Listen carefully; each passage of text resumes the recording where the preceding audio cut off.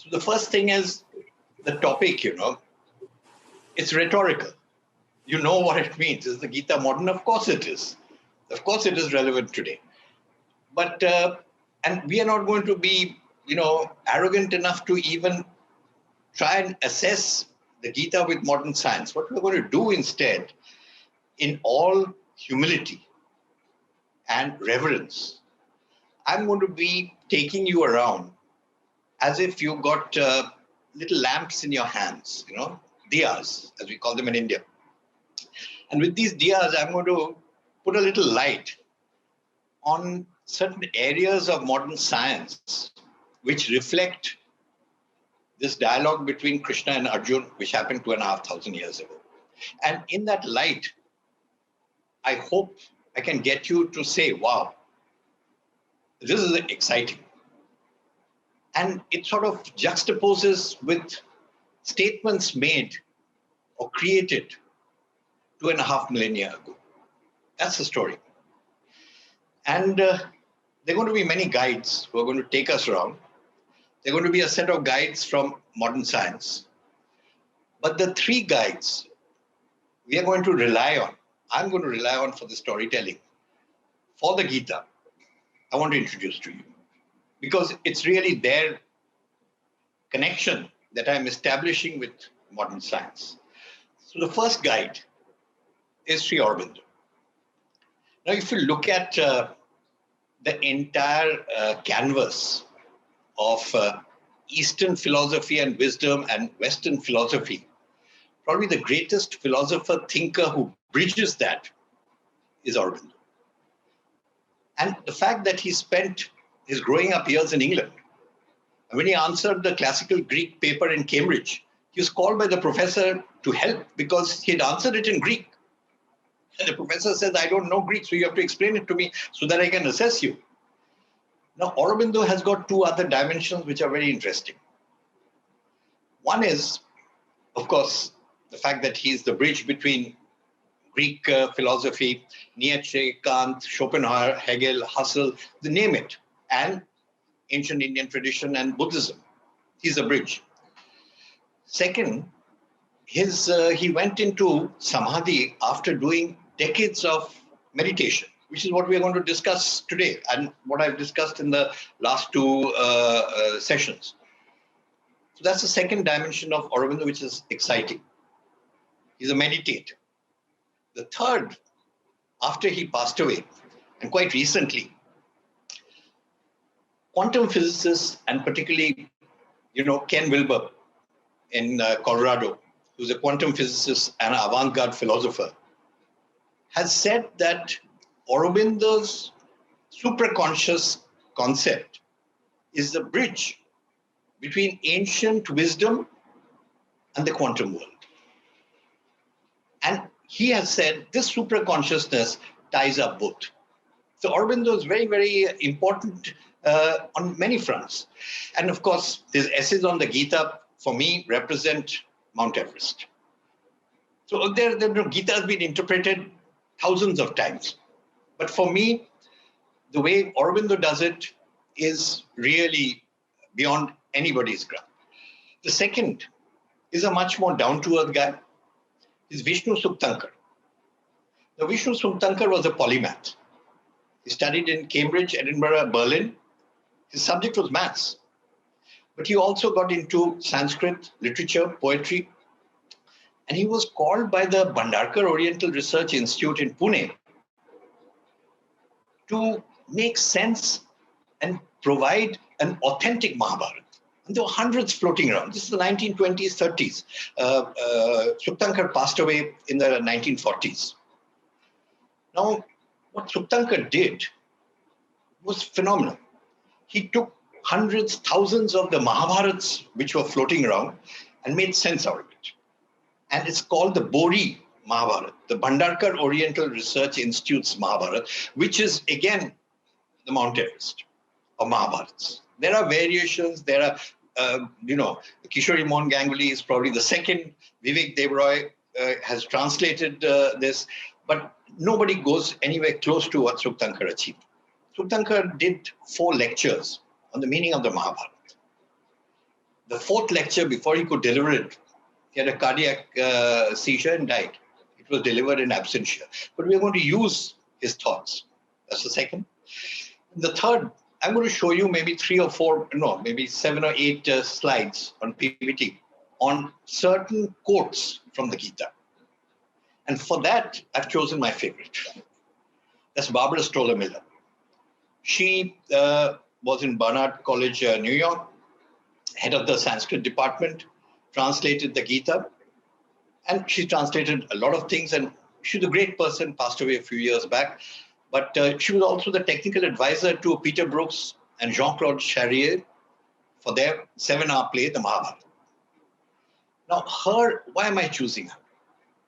Her translation is brutally staccato. There's no embellishment. There's no embroidery. There is no narration depicting something. There's no interpretation.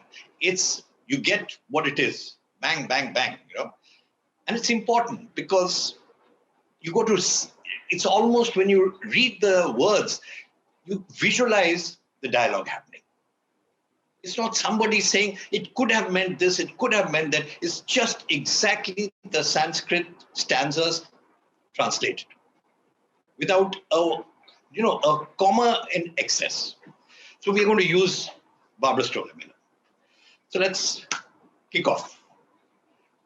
So there are 4 steps before we reach the 3 takeaways, which I'll sort of match against modern science.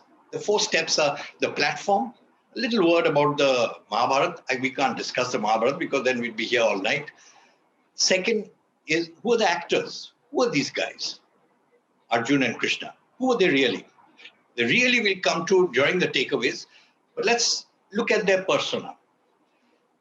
And the third step, what is the tipping point? What was the confusion? What was the issue on which this unfolded, the Gita unfolded? And the fourth is the process of the Gita. What was the process that was followed? So a quick journey through this. The Mahabharata, for those who are not Indian, the largest epic in the world, 8 times the size of the Iliad and the Odyssey, 200,000 stanzas. But the experts have said, not written by one person, written over 800 years. And now with carbon dating and a whole lot of other modern scientific tools, you're getting the dates pretty accurate. So it's 400 BC to 400 AD. So you got an 800-year period in which voluminous stuff was added and added and added and added and added. How do we know that? Now, suppose I place a book of Jeffrey Archer on the table and another by maybe, who should I say, Tolstoy. And I place another book by Stieg Larsson and one by John le Carré. All the book lovers will know, without the titles, that this is this guy's style.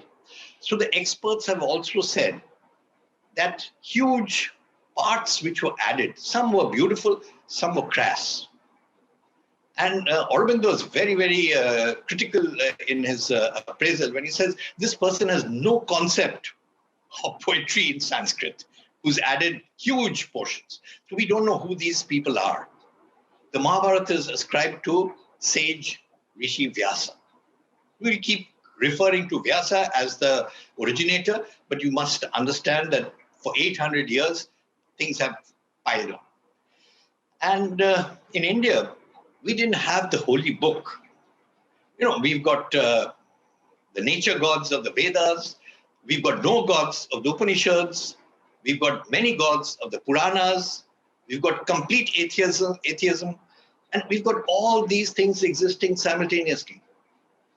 So somewhere, maybe, we don't know, somebody felt that you needed a formula, a prescription for life. And where else except to shove it into the Mahabharata? And the Mahabharata begins with a very important statement. The statement is, what is here is everywhere. What is not here is nowhere. Why? Well, what's this about? It's about creating the body of humanity. You are building the body of humanity. So what you have cowardice, you have bravery, you have honor, you have dishonor, you have integrity, you have trickery, you have asceticism, and you have sexuality and erotica. You have lies, you have truth, you have luxury, you have sacrifice, giving up everything. So it's a humdrum of everything under the sun which encompasses humanity. Why? Because again, if you're trying to prescribe something for humanity, you have to describe the body. I can't say, go to a doctor and say, here's my index finger. No. If I say everything is wrong with me, I'm going to describe my whole self. So the Mahabharata describes the entirety of humanity. Okay? The question, before we, the plot is very complex. As I said, I don't want to get into it because if I get into it, we'll be here all night. So there are two clans, cousins. The good Pandavas with 5 brothers and the evil Kauravas with 100 brothers. The Kauravas are led by Duryodhana. The Pandavas are led by Yudhishthira. Integrity, honor, truth. The 2 other characters which are important are from the Kauravas, the great-grandfather Bhishma, who loves the Pandavas, but has to fight for the Kauravas because he's committed to, supporting and protecting the kingdom. And the kingdom is in the hands of the Kauravas. And you have the guru, Dronacharya. So Drona, again, loves the Pandavas, but he has to fight for the Kauravas. And there is another character, a cousin, a first cousin, the Pandavas' mother's brother's son, an avatar, Krishna. So let's just stick to these basics and move on. Now the question is the Mahabharata relevant in India today? Do you find it all over? I'll just give you 2 stories quickly. A few years ago, we were in a forest bungalow and we were, taking a walk in a dirt track in the forest around midnight, and suddenly an apparition jumped up from the bushes on the side and blocked our way. It's an old man, wearing little more than a loincloth, smelling of the local brew, quite drunk. And he introduced himself as a chow dancer. Chow is a tribal dance of the indigenous people of that area. And we asked him to perform. We had a conversation and he performed for about 10 minutes and he looked at us and said, what did I do? And all of us said, you did Abhimanyu Bhagat. Without a word being spoken. Abhimanyu is the 16-year-old son of Prince Arjuna, one of the protagonists of the Gita, who was cruelly and unfairly killed by 7 warriors of the Kauravas. But he did that. Coincidentally, around the same time, a Delhi University professor of philosophy was delivering a paper in the Indian Institute of Advanced Studies in Shimla in the Himalayas. It's a very, very academically high-level institution on analyzing the Pandava elder Yudhishthira's actions through Ludwig Wittgenstein's philosophical model. So Phagu, the chow dancer in the forests of Purulia, and Inakshi Mitra, the professor of philosophy in Delhi University, handling Wittgensteinian analysis of Yudhishthira, were keeping the Mahabharata legacy alive in totally different dimensions. So you go to the Himalayas, Gangotri, you will find the Pandavas' cave. You go deep down south to Mamalipuram and you will find Arjun's parents carved on a rock by the Pallavas in 7th century AD, 1300 years ago. The Anthropological Survey of India has quantified 363 forms of tribal folk, art, music, dance, theatre from the Mahabharata. So the Mahabharata is very much alive. Let's move to the 2 actors. Who are they? So first person is Prince Arjuna. And Vyasa has created Arjuna as a symbol of humanity. But to be the symbol of humanity, he's got to be special. And he is special. He asks fundamental questions like why before the how. He does not match himself against anybody else. He matches himself with himself. He's on a continuous journey seeking perfection, continuously evolving from one step to the other. Fortune, misfortune doesn't bother him too much. His capacity for absorbing pain, enormous. He never runs away from a battlefield. So he's the perfect man. Now, the funny thing is, Vyasa lived 2,500 years before Dr. V.S. Ramachandran, who was the head of the Brain and Cognitive Cell, University of California, San Diego, many years back. Now, V.S. Ramachandran identified an area in our temporal lobe which lights up when we engage in certain value-based discussions or thoughts. Certain areas where we are talking of something which means a lot and above the mundane, then that area of the brain lights up. Now, Dana Zohar and husband Ian Marshall, Dana Zohar did her quantum physics from MIT, did her philosophy from Harvard. Husband has 3 PhDs under his belt. They're in Oxford. They have taken this V.S. Ramachandran concept and developed it into the third kind of intelligence. We know IQ, we know EQ, but this is SQ, spiritual intelligence, spiritual quotient. And I'm going to show you in one slide the traits that they have put for spiritual quotient. Just have a look. And when you compare the SQ that V.S. Ramachandran and then, of course, fine-tuned and expanded by Dana Zohar and Ian Marshall, and you compare that with Vyasa's, the persona of Arjuna, it's a perfect fit. So how can Vyasa create a character who's so high on SQ without going through the whole process of using fMRIs to find out which part of the brain responds to what areas? So, it's all these describe perfectly who is Arjuna.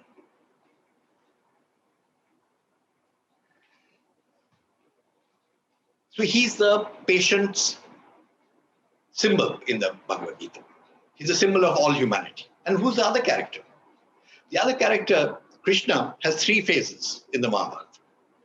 A lot of the Mahabharata is about Krishna, massive amount. So one part is the child Krishna growing up in Vrindavan. And, there, what the poet has established is the divinity that arises out of mother-child bonding. That's the purest form of love, a mother and a child.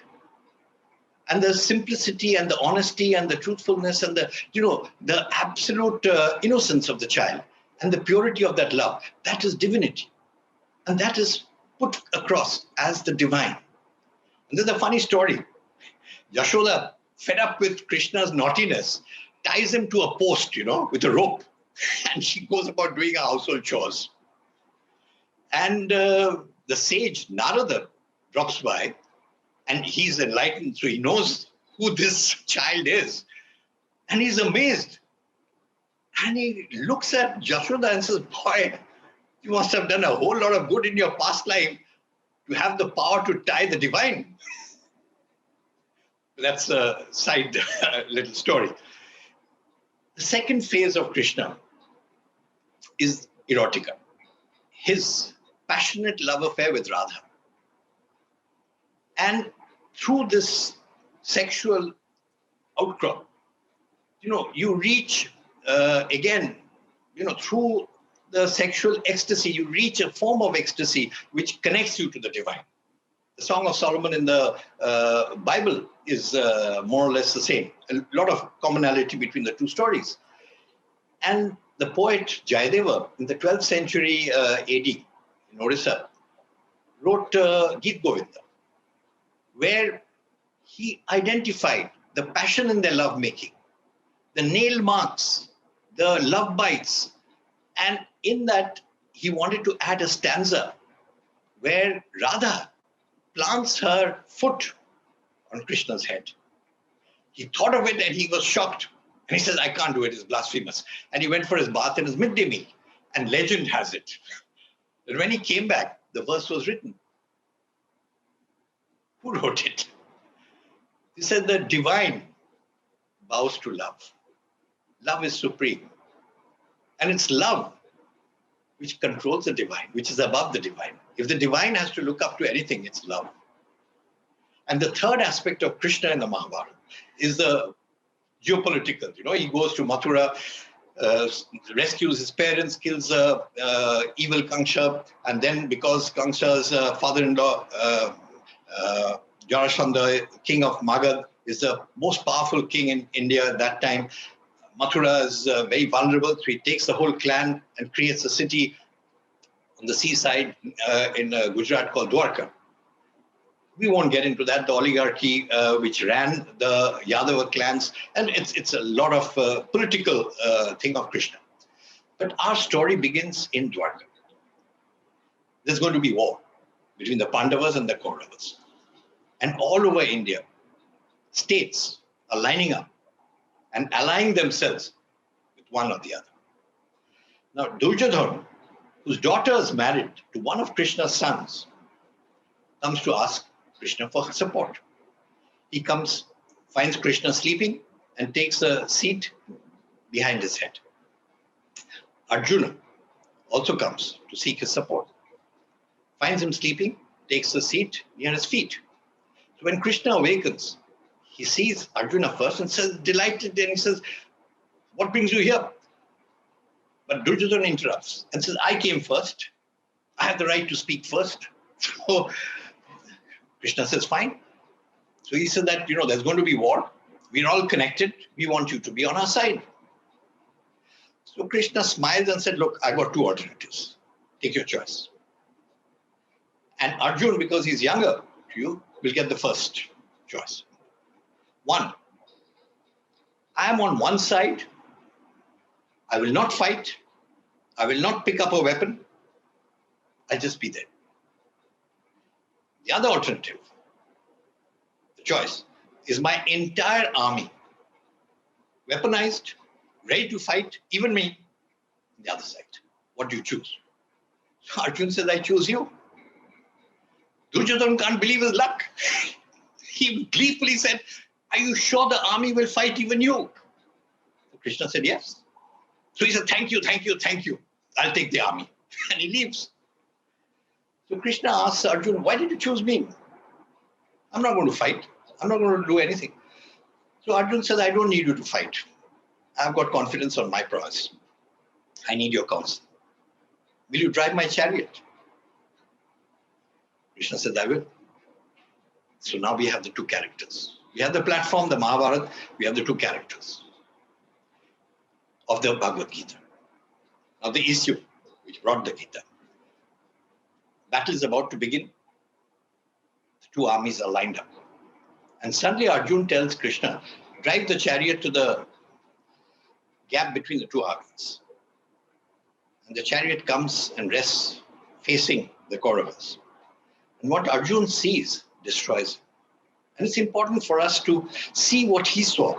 Because if you don't see what he saw, you'll never understand the power of the emotion which sort of destroyed him, destroyed his motivation. When the Pandavas first came down from the Himalayas after losing their father Pandu, Kunti, the mother, brought the 5 sons to Hastinapur palace. And she looked after the 2 youngest. So Sahadev was always in her lap and she held on to Nakul. The 2 older sons, Yudhishthira and Bhima, were old enough to wander around the palace independently. The middle one, Arjuna, was looked after by Bhishma. He looked after him when he fell. He looked after his hurt, taught him everything Bhishma knew. And when he conducted affairs of state, because he was the regent. Arjuna was sitting on his lap. In a sense, Arjuna was the son Bhishma never had. Bhishma was the father Arjuna never had. And the two of them bonded very, very strongly. And now, Arjuna saw Bhishma standing on his chariot, facing him in battle. Not possible to do anything against the old man. And in those days, the most intense human relationship was not mother and son, father and daughter, husband, wife, lovers, friends. No. The most intense relationship described was teacher and student, guru and shishya. And Dronacharya and Arjuna had the perfect relationship. They were two peas in a pod. They were absolutely, they thought alike. And Drona gave everything he had. If you teach, you realize when you get a great student, how, rewarding it is. And Drona felt that. He felt his whole life was justified by having Arjuna as a student. And he gave Arjuna his ultimate weapon, the celestial weapon Brahmastra, without Arjuna asking for it. He denied giving it to his son, who went to his mother, complained, and the mother and son emotionally blackmailed Drona into giving it to the son, Ashwatthama, knowing that he was not competent to use it. He gave it very reluctantly. But Arjuna, he gave it with love. And now, Arjuna saw Drona facing him in battle. And he saw a whole panorama of people who had given him enormous amount of love and affection on the other side. And he said, it's not worth it. No kingdom, no property, no wealth is worth killing these people. I can't do it. I'm not going to do it. That's the problem. Then he laid down his weapons. So the greatest warrior on earth, on whom the Pandavas' hopes rested, says, I won't fight. Now what's happening here? Now we come to modern science. One of my favorite quantum physicists is David Bohm. Again, like Aurobindo, Bohm has 3 dimensions to his character. Bohm, being a quantum physicist, had a 20-year dialogue with Indian philosopher Krishnamurti, 20 years. And they discussed consciousness and thought, how thought creates brain. That's his second dimension. The third dimension which Bohm had, he collaborated with a Stanford neuroscientist called Carl Pribram. And together they designed the holonographic brain, the brain which is connected to the pure consciousness of the universe. Now, Bohm has identified where somebody of very high consciousness has a conflict which is so painful that he doesn't want to even go there. He doesn't want to analyze it. He doesn't want to enter that place. Bohm says his mind becomes fragmented. It's in disorder. And this fragmented mind does not allow a cohesive thought process to emerge. Bohm says that this can only be rectified by awareness, creating awareness. And with creating awareness and through a process, which is a dialogue, not a lecture, not a gunpoint diktat, through a dialogue, there can be changes. And these changes, because of his Carl Pribram connection, he said, ontologically change the way we think. And what you have as a result is a harmoniously ordered totality. Harmoniously ordered totality. But as long as the mind is in a fragmented state, different dimensions of the mind cannot override one another to clear a path for decisive thinking, because it's fragmented. And he calls it self-sustaining confusion. That's what Arjuna has. And the fourth step, the process which Bohm says, is the dialogue. Krishna doesn't lecture. It's a dialogue between the two, continuous dialogue.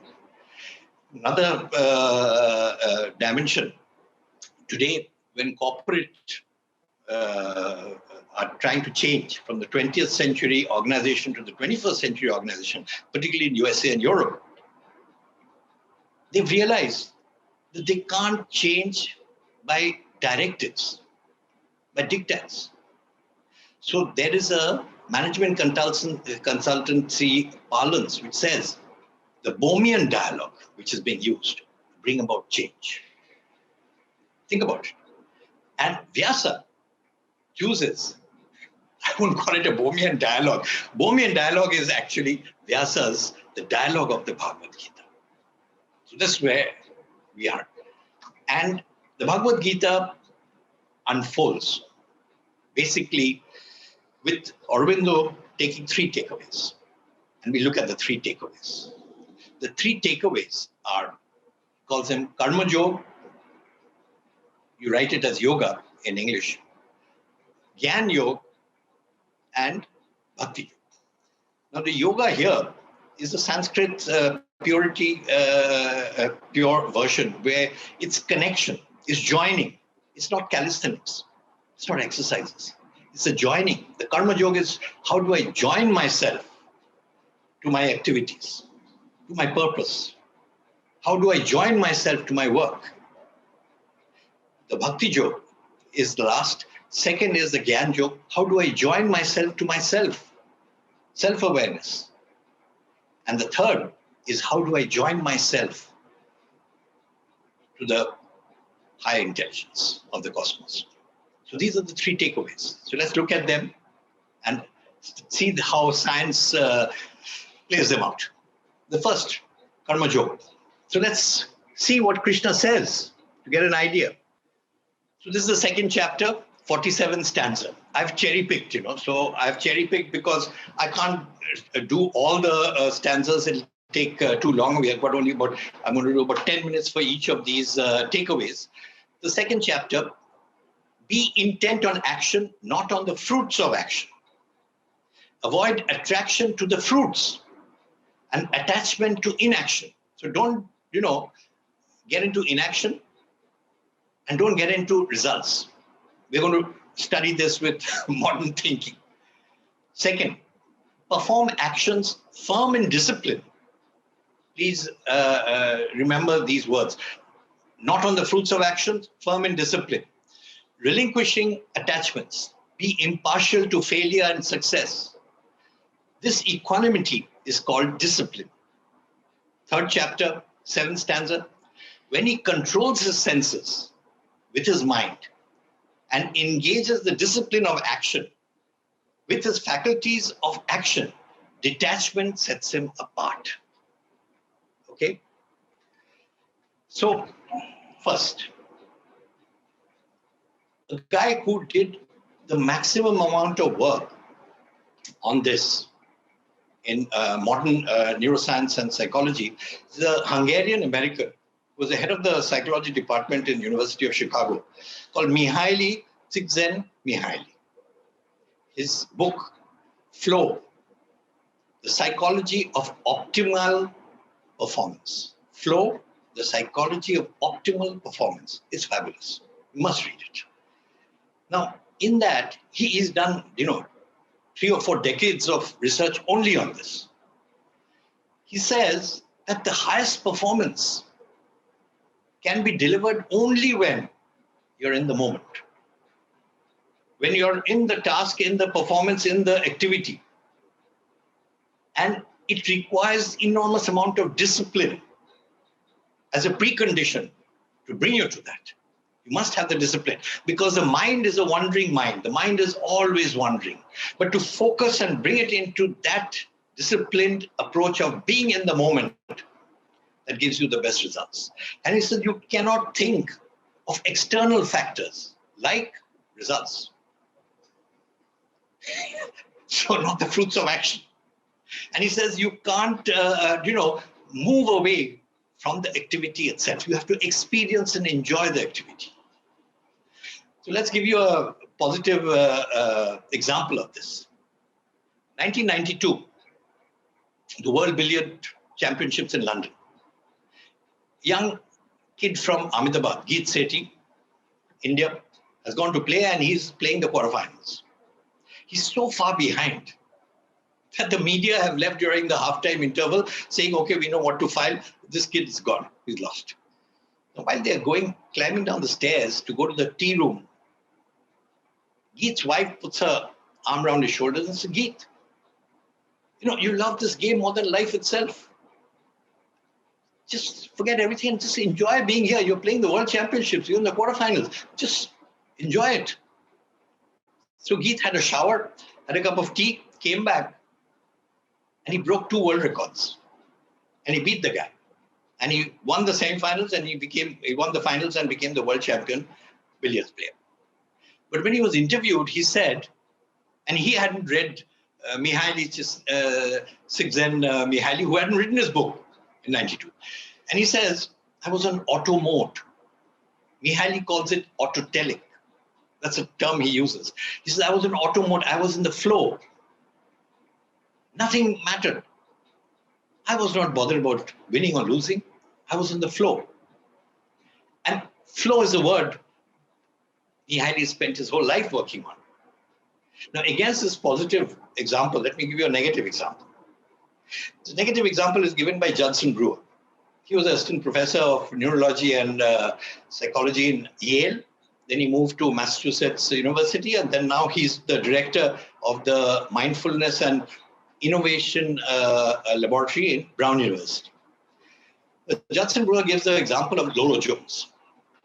And Lolo Jones was the favorite to win the 2008 Beijing Olympics women's 100 meters, 110 meters hurdles. She was the favorite.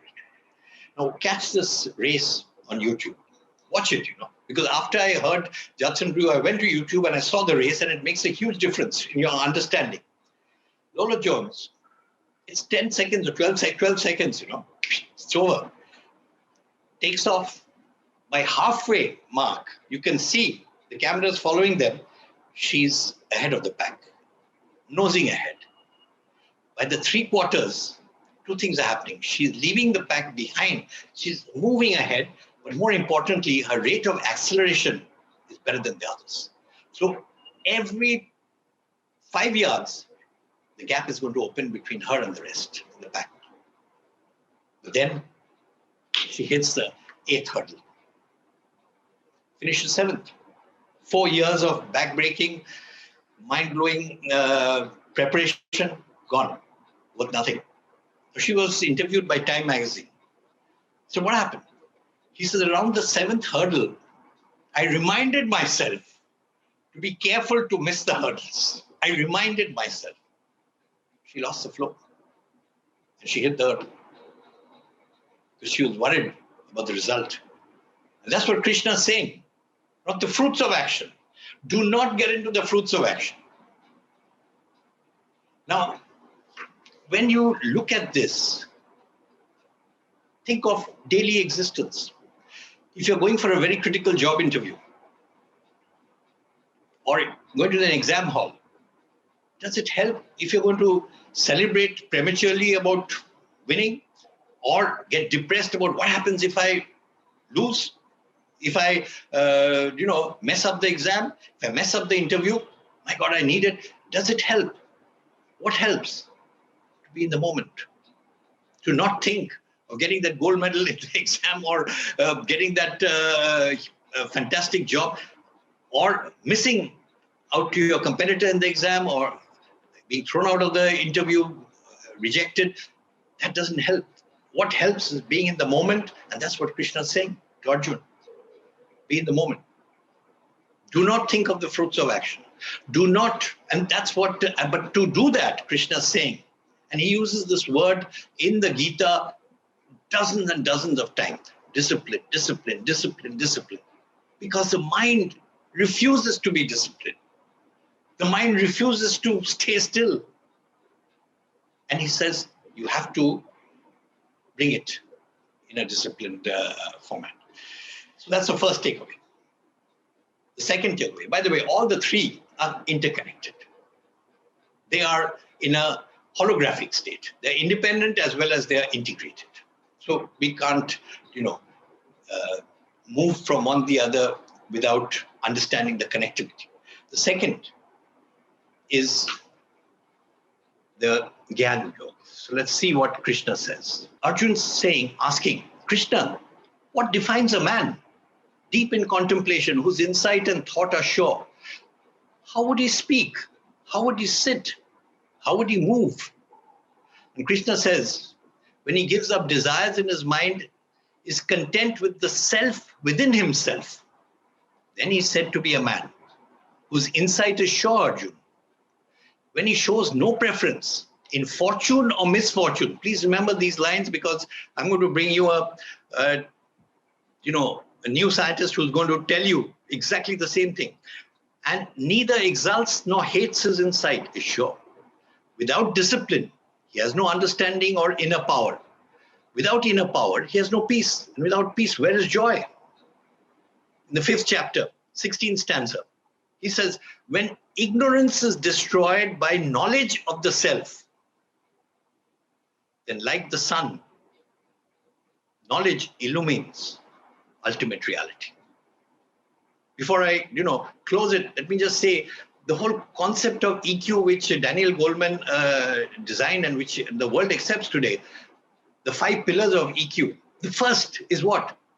Self-awareness and understanding our emotions. When we are not self-aware, we are nowhere. So when ignorance is destroyed by knowledge of the self, then like the sun, knowledge illumines ultimate reality. The 6th chapter, 31st stanza, Krishna, I exist in all creatures. Again, this is very important, and this is the relationship which ultimately will describe who these two are really. I exist in all creatures. So the disciplined man, devoted to me, grasps the oneness of life. Wherever he is in me. So what's he saying? Before we get into what Krishna is saying, let me take you to somebody all of us are familiar with. We did him in we did a part of him. Abraham Maslow and his need hierarchy. All of you know the pyramid. But Maslow went many steps further. He wrote a fabulous book called The Further Reaches of Human Nature, where he took this pyramid into a much bigger arena. Instead of a particular activity, he panned it to life itself, to the entire canvas of life. And he said that, you have to get into a self-actualized state, you have to transcend, you have to forego, you have to, grow out of many things.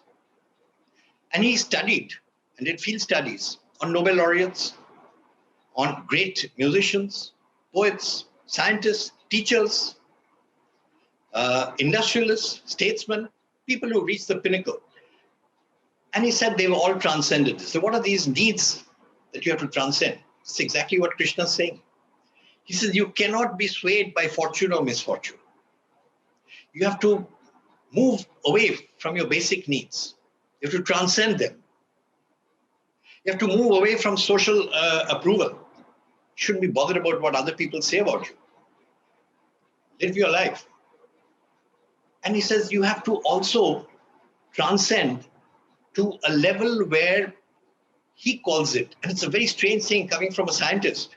He says, within you, there is a divine, and you have to transcend to touch that divine. Very strange. Now, I'll give you an example. Just last week this happened. I have this habit once in a while of pulling out an old DVD and putting it on and enjoying it. So I took out The Agony and the Ecstasy. Michelangelo and Pope Julius. This is painting the Sistine Chapel. So Rex Harrison as Julius and Charlton Heston as Michelangelo. And I know the Americans call him Michelangelo, but it's actually Michelangelo. And, you have a situation where the Pope was concerned that Michelangelo never finished his assignments on time. He always, no schedule. And in fact, right through, he says, when will it end? When will it end? And the answer which Michelangelo always gave him, when I'm finished. And he says, I know you're going to say when I'm finished, but when will it end? Anyway, so he says, you'll have so many holidays and so many this thing. But Michelangelo never adhered to that. He never took holidays. he used to strap himself high on the scaffolding on a plank so that he wouldn't fall off if he fell asleep. He almost blinded himself because of the paint falling in his eyes. He was working 20 hours a day. And once when he collapsed, because he was dehydrated, he hadn't eaten for days. He was just painting. That's Maslow's path. And then Michelangelo was in bed, and Lorenzo de' Medici's daughter comes and says, you can't go back before a month or two of rest. Julius hears this. He says, I can't wait. He said, I've got the medicine for him. And he visits Michelangelo and says, Holy Father, thank you. And he kisses his ring, and the Pope has come. And so he says that you'll take a rest. All your problems are over. Michelangelo's amazed because the only interaction he and the Pope have had is arguing and fighting. So he said, I've decided to solve all your problems once and for all. Sometimes, what are you saying, Holy Father? So he said, you will not be connected with the chapel, the Sistine Chapel anymore. So he said, why? He said, I've decided to give Raphael the contract. Within 5 minutes, Michelangelo was up and about and painting. He didn't want Raphael to get the contract. And today, 500 years later, we go and we look at the Sistine Chapel and say, wow, this is something. Now, Maslow is saying this. Maslow is saying that there is a divine in us. Krishna is saying, I'm in you. That's the last line. So it requires you have to touch that divinity. How do you touch that divinity? The first step is self-awareness, which is what Maslow is saying repeatedly. That you can't take touch the divine without self-awareness. Be aware of who you are. So in the ancient Greece, they had the Delphic oracle, which predicted the future. So when you went to the temple of the Delphic oracle, there's a portal under which you have to enter. On the portal was written, know thyself. The way to the future is through knowing yourself. If I don't know who I am, I don't know what road I'm going to travel. And we all, at some point of time have made that mistake of, just been bulldozed into going a particular way without taking that assessment. And that's what Krishna's telling Arjuna, that you have to self-aware. That will illumine the sun of that knowledge. That knowledge will take you up. First, self-awareness. Second, discipline. And then he says, connect to the divine. I am in you. Connect to that divine. And that's what Maslow is saying. And that's what Tolstoy said. Tolstoy took on the Russian Orthodox Church. And he said, there's no God here. It's all about power and scrambling for power and money. Where's God? So he said, like Jesus threw out the moneylenders in the temple. He tried to throw out but he, of course, got excommunicated, and he wrote a book. The kingdom of God is within you. And, he said the only way you can reach God is not through any institution, but following the Beatitudes and Sermon on the Mount of Jesus. Love for your fellow men. It's only love that allows you to touch the divine. Now, he said, and the kingdom of God is within you. And that's what Krishna is also saying, that the divine is within you. And here we come to what Aurobindo and Suktankar are both saying. Suktankar says that in the Gita, what they're saying is there's the empirical self and there's the transcendental self. And so these two selves, these dual selves, are on the same tabernacle. But to connect, move you up. It's a little more in depth for Aurobindo. He says we have the Jivatma, which performs, and we have the Paramatma, which looks on. To connect the Jivatma and the Paramatma, the Arjuna with the Krishna. So all of us we are the Arjuna, and all of us have the Krishna. But do we have the ability to touch that Krishna? Because when we have that ability, we can be great. We can be beyond our normal potential. That's the Bhakti Yoga. And the last summation is this is the Gyan Yoga. The last is the Bhakti Yoga, which is the summation and the culmination of everything. So let's see what Krishna says in the Bhakti Yoga. 8th chapter, 8th stanza. Discipline through practice, his reason never straying, meditating. He's talking about meditating. He mentions meditation many times. One reaches the supreme divine spirit of man. So by meditating, you can reach. The 10th chapter, 17th stanza, Arjuna, Lord of discipline, how can I know you as I meditate on you? In what diverse aspects can I think of you, Krishna? And Krishna smilingly replies, I am the beginning, the middle, and the end of creation, Arjuna. Of the sciences, I am the science of the self. I am the dispute of orators. And the most important, he says, and again, this is, I'm going to come to this through our scientists. Arjuna, I am the seed of all creatures. Nothing animate or inanimate could exist without me. Remember this phrase, I am the seed, I am the beginning, the middle. 11th chapter, 32nd stanza. I am time grown old, creating world destruction set in motion to annihilate the worlds. I put that in because of the sheer poetic thing of what's happening on black holes, what's happening in star collapses, what's happening in, when galaxies are collapsing. Krishna, know that both nature, and again, this is very important, and I'm going to come to this point as immediately after the slides, so please try and remember this. Both nature and man's spirit have no beginning. The qualities and changes have their origin in nature, have their origin in nature.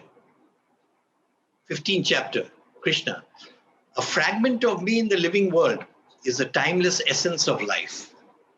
It draws on the senses and the mind inherent in nature. I dwell deep in the heart of everyone. Memory, knowledge, reasoning come from me. I'm the object to be known through all sacred law, and I am its knower, the creator of its final truth. Now,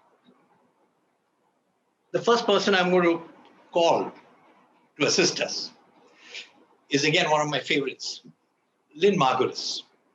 Lynn Margulis, okay, some may know that she was married for a while to Carl Sagan, the astrophysicist, but Lynn Margulis is fantastic. She's known as a stormy petrel of science. She's known as single-handedly took on the Taliban for 20 years in biology. She's a biologist.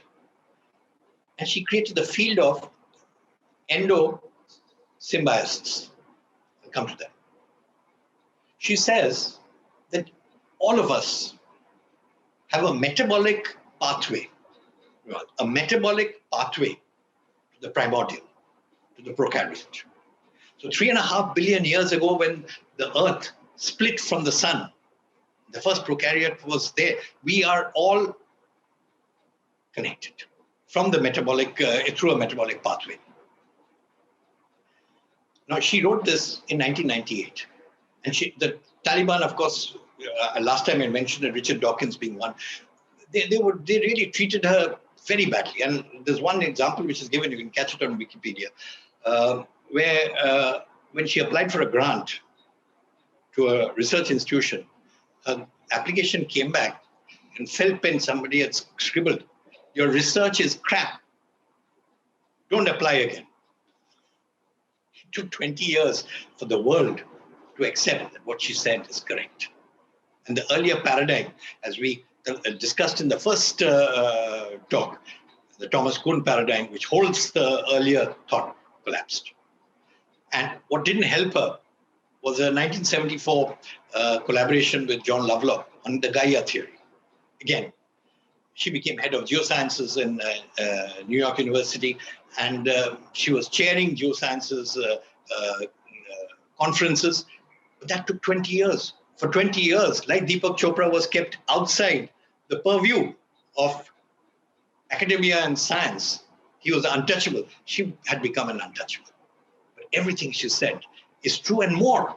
Because in 98, she said 3.5 billion years earlier, our primordial self evolved. Today we are saying no. Our primordial self evolved with the Big Bang 13.8 billion years ago. So when we say we are made of stardust, it's 13.8 billion years of the unified theory telling us that we are part of that. And second, our memory, our knowledge, our thinking connected to a higher wisdom. And the wisdom is when we found out, whether it's Heisenberg's wave particle theory, or whether the whole Copenhagen thing of Niels Bohr, which we went into, or David Bohm, when he said that the holonographic brain. So we found out that we don't know when a particle becomes a wave and a wave becomes a particle. What we do know is there's intelligence there. And every particle has that intelligence. And the intelligence is all around us. So when Krishna is saying, I'm the seed, he is the seed. I mean, the pure consciousness, when we say Krishna, we are really referring to the Paramatma, the pure consciousness. That is the analogy. Krishna is just an embodiment of that. But we are talking of the pure consciousness is the seed in all of us. And how do we connect to that seed?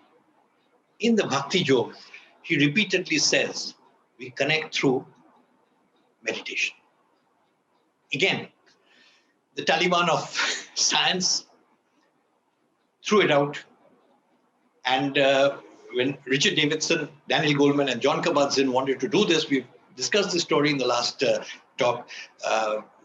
Goleman was literally hounded out from Harvard, and John Kabat-Zinn didn't fare much better. But Richard Davidson flew under the radar, kept his views to himself, and became head of neurophysiology in Wisconsin-Madison.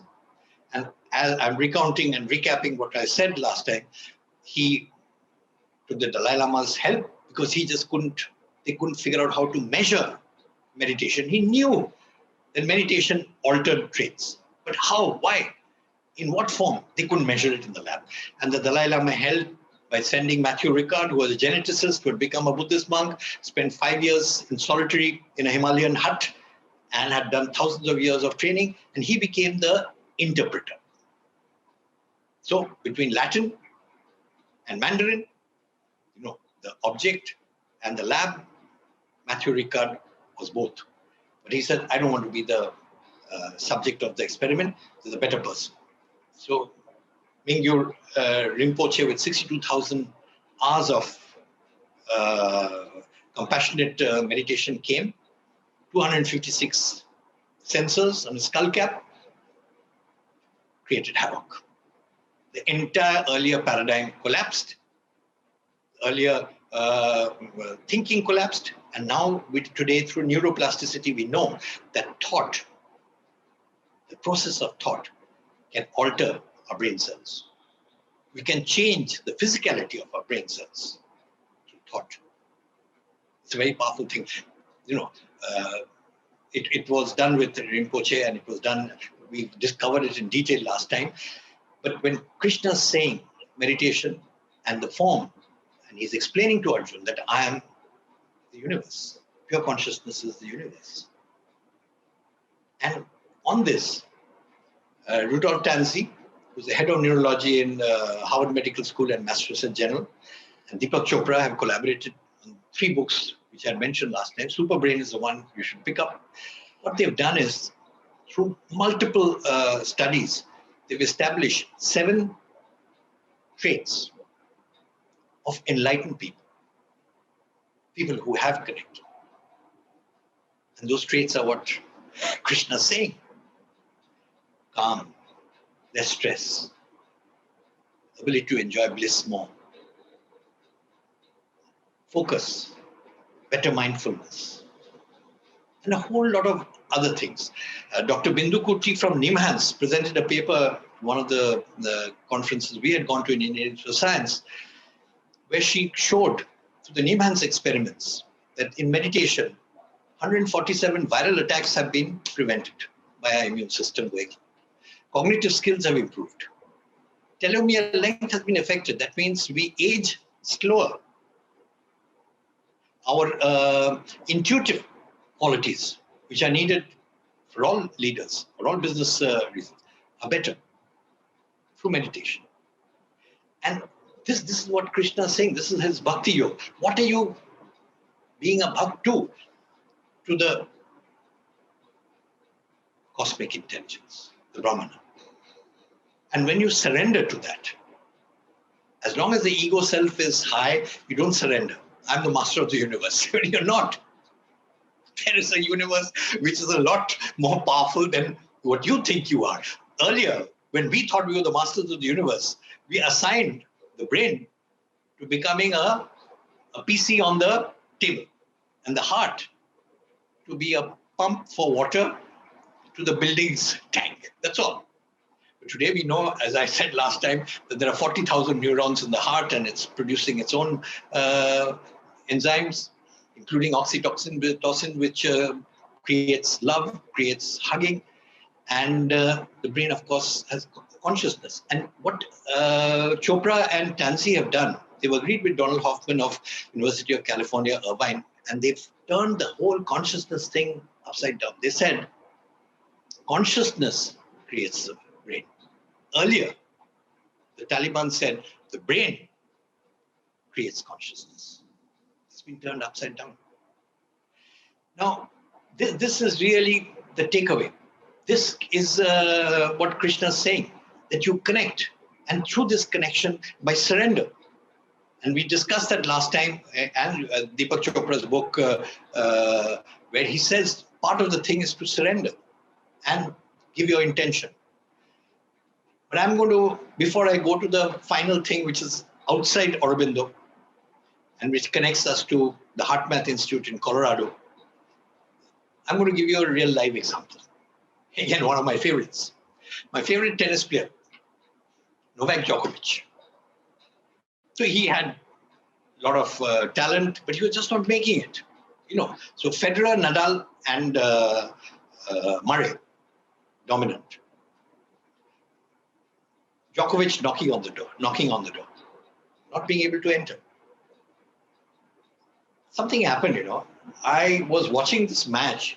It was the US Open. And he was down and out, like the Gita Sethi thing. It just completely gone. I realized the match is gone.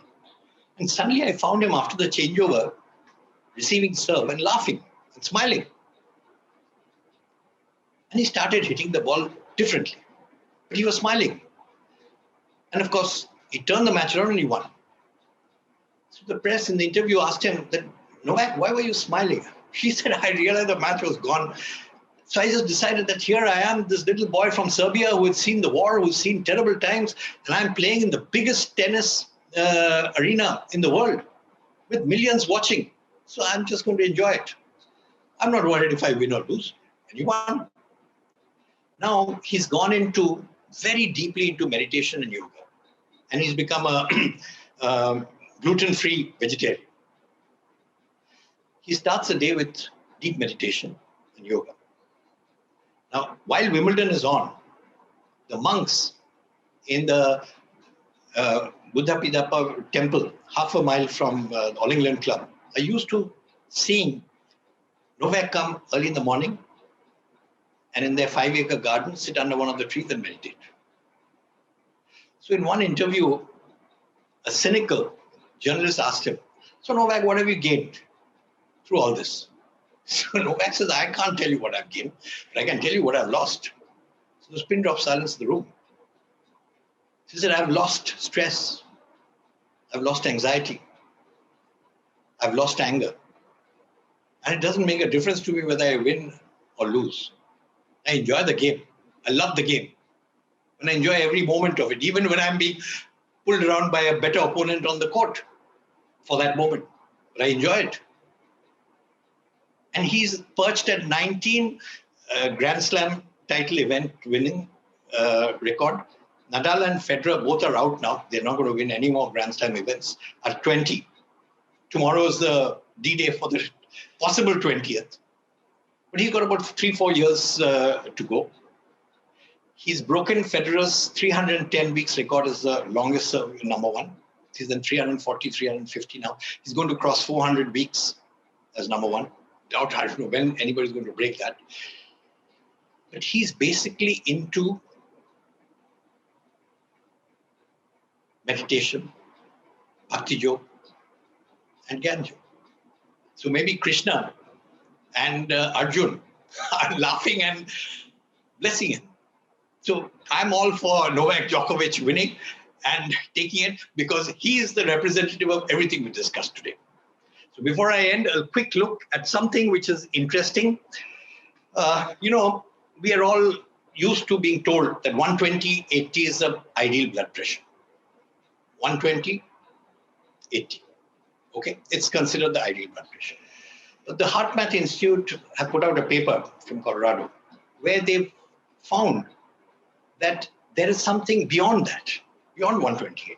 It's the way the blood feeds, takes intelligence into the whole of our bodies. There's a whole lot of stuff which is very tech, way beyond our layman's understanding in terms of medical references. They called it not normal blood pressure, which is 120/80, but coherent blood pressure, which is optimal, better than normal. And guess what? That coherent blood pressure is achieved by the subjects which they have studied when the subjects are undergoing love, kindness, compassion. Okay? So let's see what Krishna says in the 17th chapter. Krishna states 3 kinds of penance that are more valuable than any ritual sacrifices, the yagnas, the havan. He said this is much more important. Integrity, kindness, and compassion performed without any expectation of reward. The 14th and the 15th and the 16th stanzas in the 17th chapter. And you think of the findings of the HeartMath Institute in Colorado and coherence in your blood pressure. When you undergo the experiences of giving or receiving love, compassion, and kindness. That's it. The Gita is very much modern. Wish you very much, a living embodiment of what Arjuna and Krishna are telling us. Thank you.